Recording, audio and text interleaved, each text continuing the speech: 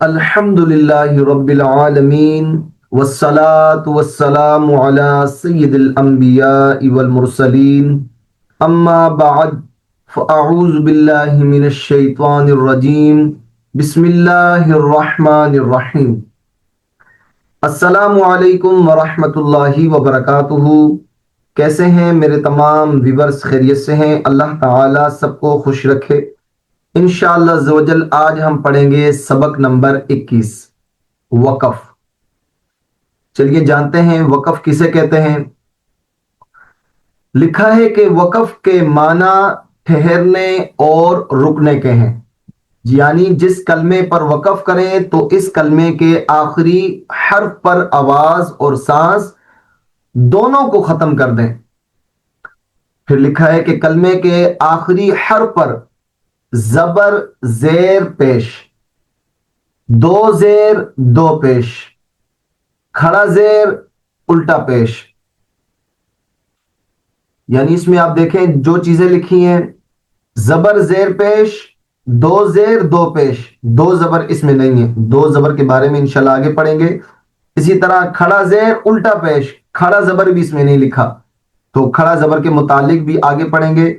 پر یہ جو چیزیں لکھی ہیں نا، زبر ہو یا زیر ہو یا پیش ہو، مثال کے طور پر آپ قرآن پاک پڑھ رہے ہیں، کلمے کا آخری حرف جو ہے، مثال کے طور پر نون آ گیا، نون کے اوپر زبر ہے، یا با کے اوپر زبر ہے، تا کے اوپر ایس وائی زیڈ کچھ بھی ہو، اس کے اوپر زبر زیر پیش آئے گی تو آپ نے پھر بھی وقف میں اس کو ساکن کر دینا ہے۔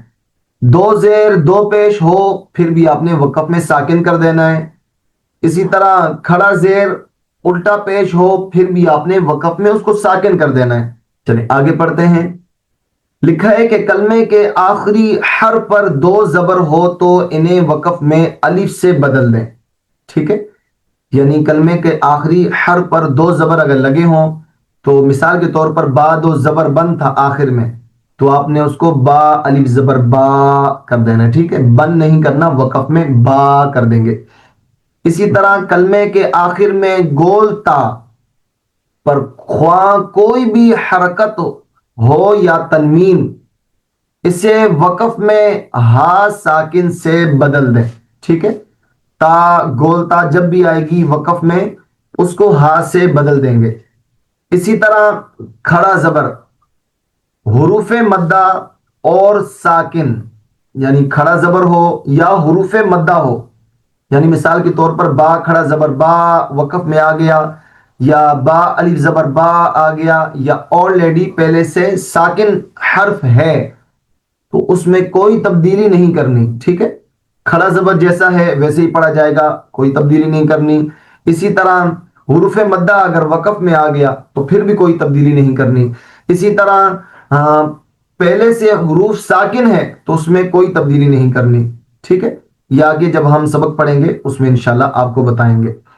اس کے بعد لکھا ہے حروف مشدد حرف پر وقف کی صورت میں تشدید باقی رکھیں مگر حرکت کو ظاہر نہ ہونے دیں، ٹھیک ہے؟ وقف جب کریں گے تو تشدید باقی رہے گی مگر حرکت ظاہر نہیں ہونے دینی، وہ بھی انشاءاللہ آگے جب تختی پڑھیں گے آپ کو سمجھائیں گے۔ اس کے بعد لکھا ہے نون قطنی، تنوین کے بعد حمزہ وصلی آ جائے تو وصل میں حمزہ وصلی کو گراتے ہوئے تنوین کے نون ساکن کو زیر دے کر ایک چھوٹا سا نون لکھ دیا جاتا ہے، اسے نون قطنی کہتے ہیں۔ نون قطنی کے قواعد بھی انشاءاللہ آگے پڑھیں گے۔ اچھا لکھا ہے کہ نون قطنی والے کلمات کے ہجے اس طرح کریں گے، کیسے کہ شین یا زیر شی، با دو زبر بن شیبن،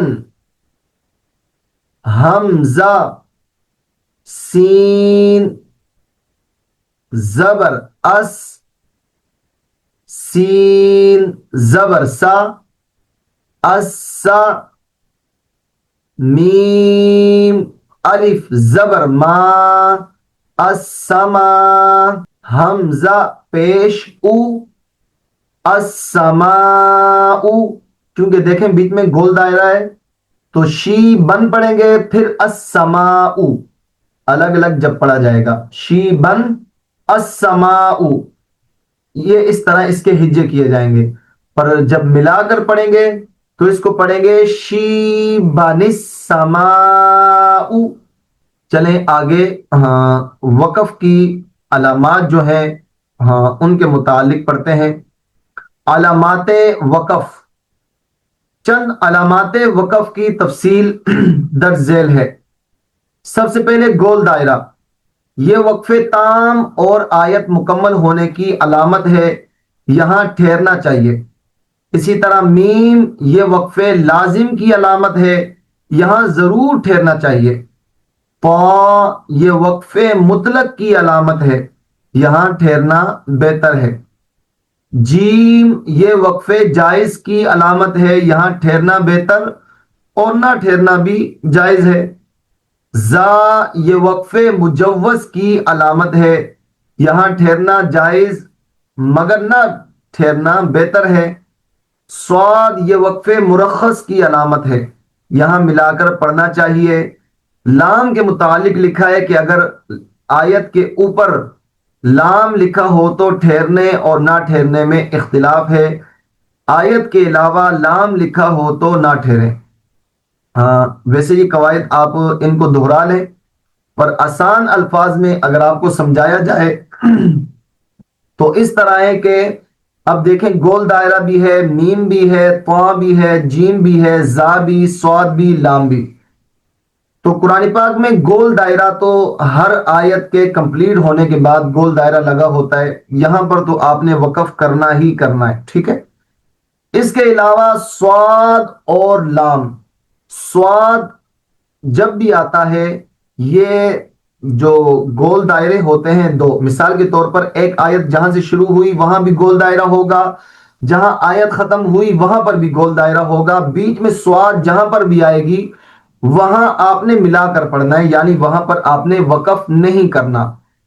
اس کے علاوہ لام اگر دونوں آیتوں کے بیچ میں آ جائے، یا ایک آیت لکھی ہوئی ہے ایک آیت کے بیچ میں آ جائے تو لام میں آپ نے نہیں رکنا، ٹھیک ہے، آپ ملا کر پڑھیں، وقف آپ نے نہیں کرنا۔ یعنی سواد اور لام اگر آیت کے بیچ میں آ جائے یہاں پر آپ نے وقف نہیں کرنا۔ آیت کے اوپر یعنی گول دائرے کے اوپر اگر لام لکھا ہے تو یہاں پر آپ نے وقف کرنا ہے، اور اس کے علاوہ میم، طا، جیم، زا، یہاں پر آپ نے جہاں پر بھی آیت کے بیچ میں آ جائے آپ وہاں ٹھہریں، ٹھیک ہے، یہ سب سے آسان طریقہ ہے۔ اس کے علاوہ اگر آپ قواعد یاد کر لیں آپ کو پتہ لگ جائے گا کہ کہاں ٹھہرنا بہتر ہے اور کہاں نہیں ٹھہرنا چاہیے۔ اس ساری چیزوں کی انشاءاللہ عز و جل آپ کو سمجھ آ جائے گی، اور اسے یاد کرنے کا بہترین طریقہ یہ ہے کہ پلے اسٹور سے مدنی قاعدہ کی ایپلیکیشن آپ ڈاؤن لوڈ کریں، اور وہاں سے آپ روزانہ کی بنیاد پہ دیکھ کر پڑھیں، یا اپنے بچوں کو آپ یہ ویڈیوز وغیرہ دکھا رہے ہوں تو آپ اپنے بچوں کو بار بار یہ ویڈیوز وغیرہ دکھائیں، اور ساتھ میں مدنی قاعدے سے بچوں کو پڑھ کر سنائیں، تو انشاءاللہ عز و جل ان قواعد کی سمجھ آ جائے گی۔ اسی طرح اعادہ، اعادہ کسے کہتے ہیں؟ وقف کرنے کے بعد پیچھے سے ملا کر پڑھنے کو اعادہ کہتے ہیں۔ مثال کے طور پر قرآن پاک آپ پڑھ رہے ہوں، جہاں پر گول دائرہ ہوتا ہے، گول دائرہ ہاں سے پہلے ہی آپ کی سانس ٹوٹ گئی، مثال کے طور پر ہاں آپ پڑھ رہے ہوں الحمدللہ، اور آپ کی سانس ٹوٹ گئی تو الحمدللہ آپ نے یہاں پر وقف کر دیا۔ اس کے بعد آپ دوبارہ پیچھے سے ملا کر پڑھیں گے للہ رب العالمین۔ اسی طرح اور بھی کئی مثالیں ہیں، یعنی گول دائرے سے پہلے یا میم، طا، جیم، زا، یا آیت کے اوپر لام لکھا ہو، اس سے پہلے کہیں پر بھی آپ کی سانس ٹوٹ گئی تو آپ نے وہاں پر وقف کر دینا ہے، آخری لفظ کو ساکن کر دیں۔ اسی طرح کھڑا زبر ہو یا حروف مدہ ہو تو اس کو ویسے ہی پڑھیں گے جو لکھا ہو۔ اسی طرح دو زبر ہو تو آپ نے الف سے بدل دینا ہے، ٹھیک ہے، تو وہاں پر آپ نے وقف کرنا ہے۔ وقف کرنے کے بعد پیچھے سے ملا کر آپ نے دوبارہ پڑھنا ہے، اس کو کہتے ہیں اعادہ، ٹھیک ہے، وقف کرنے کے بعد پیچھے سے ملا کر پڑھنے کو اعادہ کہتے ہیں۔ چلیں تختی شروع کرتے ہیں، ویڈیو کافی لمبی ہو گئی۔ چلے اعوذ باللہ من الشیطان الرجیم بسم اللہ الرحمن الرحیم. اس کو بھی رواں پڑھیں گے. ٹھیک ہے. صادقین، جب وقف کریں گے تو صادقین. ٹھیک ہے. نادمین، نادمین. مستقیم، مستقیم. فیہ، فیہ. شفتین، شفتین. اب دیکھیں نون کے اوپر زبر آ گیا. یہاں دوسرے کلمے میں بھی نون کے اوپر زبر ہے، میم کے اوپر زبر ہے، ہا کے نیچے زیر ہے، نون کے نیچے زیر ہے. تو یہاں پر زبر زیر کچھ بھی ہو تو ہم نے کیا کرنا ہے؟ ساکن کر دینا ہے. اب یہاں پر نون کو ہم نے ساکن کر دیا، پھر نون کو ساکن کر دیا، میم کو ساکن کر دیا. فی ہی، ہا کے نیچے زیر ہے تو اس کو ہم نے ساکن کر کے ہا کی آواز برقرار رکھنی ہے. فی. اسی طرح شفتینی، شفتین، یعنی جہاں وقف کریں گے اس کے آخری لفظ کو ساکن کر دیں گے. ٹھیک ہے. چلیں آگے پڑھتے ہیں. بالحق. اب ہم نے اوپر پڑھا تھا کہ وقف میں وقف کے آخری لفظ پر جب تشدید ہوگی تو اس کی حرکت کو آپ پڑھیں گے نہیں بلکہ تشدید کو آپ ظاہر کریں گے. ٹھیک ہے. تو تشدید کو اس میں ظاہر کرنا ہے اور قاف حروف قلقلہ میں سے تو اس میں قلقلہ بھی کرنا ہے. بالحق، بالحق. نستعین، نستعین. یشاء، یشاء. یعنی حمزہ کو ہلکا سا آپ نے ظاہر کرنا ہے. یشاء. ٹھیک ہے. من قبل، من قبل. شہر، وقف میں شہر را کو ظاہر کرنا ہے. شیئن، شیء. قسطی، قسط. تو حروف قلقلہ میں سے ہے تو اس میں قلقلہ آپ نے کرنا ہے. لہون، لہو. یعنی آپ جب اس کو پڑھیں گے لہو تو آخر میں آپ نے ہونٹوں کو گول کر دینا ہے، ہلکی سی واو کو آپ نے ظاہر کرنا ہے. لہو. قدیر، قدیر. برق، برق. بہ، بہ. عبادہ، عبادہ. بأمرہ، بأمرہ. ربہ، ربہ. اخلدہ، اخلدہ. موازینہ، موازینہ. الفافا، الفافا. علما، علما.